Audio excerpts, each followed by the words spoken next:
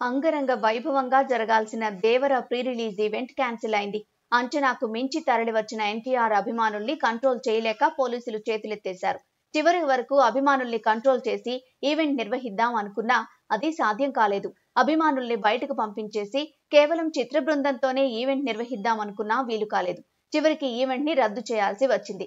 కేవలం 5 నుంచి 8 వేల కెపాసిటీ గల వేదిక నోవాటెల్. అంతకు మించి ఈ స్థలంలో క్రౌడ్ ని మేనేజ్ చేయడం చాలా కష్టం.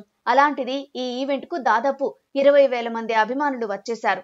ఫ్యాన్ పాస్లే దాదాపుగా 10,000 ప్రింట్ చేయించారని తెలుస్తోంది. సెలబ్రిటీ పాస్లు, విఐపి, వివిఐపి, మీడియా పాస్లు మరో 10,000 వరకు ఉంటాయి. సాధారణంగా వచ్చే క్రౌడ్ కి రెట్టింపు పాస్లు ముద్రిస్తూ ఉంటారు. దేవర విషయంలో మాత్రం 4 రెట్లు ఎక్కువగా పాసులు పంపిణీ చేసింది శ్రేయాస్ మీడియా సంస్థ.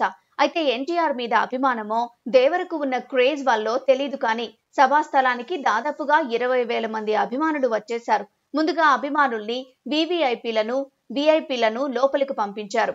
వాళ్లతోనే సభాస్థలం మొత్తం నిండిపోయింది. సెలబ్రిటీ, మీడియా పాస్లు దక్కించుకున్న వాళ్ళు బయట నిలబడిపోయారు. లోపల జనం కిక్కిరిసిపోవడంతో వాళ్లంతా వేదికకు అతి దగ్గరగా వెళ్లిపోయారు. నటీనటులు, అతిథులకు కేటాయించిన గ్యాలరీ సైతం ఆక్రమించారు. వందలాది మంది అభిమానులు నేల మీదే తిష్టవేశారు. ఎన్టీఆర్, జాన్వీ కపూర్ లాంటి స్టార్లు వస్తే అభిమానులు ఇంకెంత ముందుకు దూసుకొస్తారో అనే భయం పోలీసులకు పట్టుకుంది. కొంత క్రౌడ్ ని వెనక్కి పంపించి సెలబ్రిటీ గ్యాలరీని ఖాళీ చేయించే ప్రయత్నం చేశారు పోలీసులు. కానీ ఆ ప్రయత్నాలేం ఫలించలేదు. ఇలాంటి ఈవెంట్స్ ని అవుట్డోర్ లో నిర్వహించాల్సింది.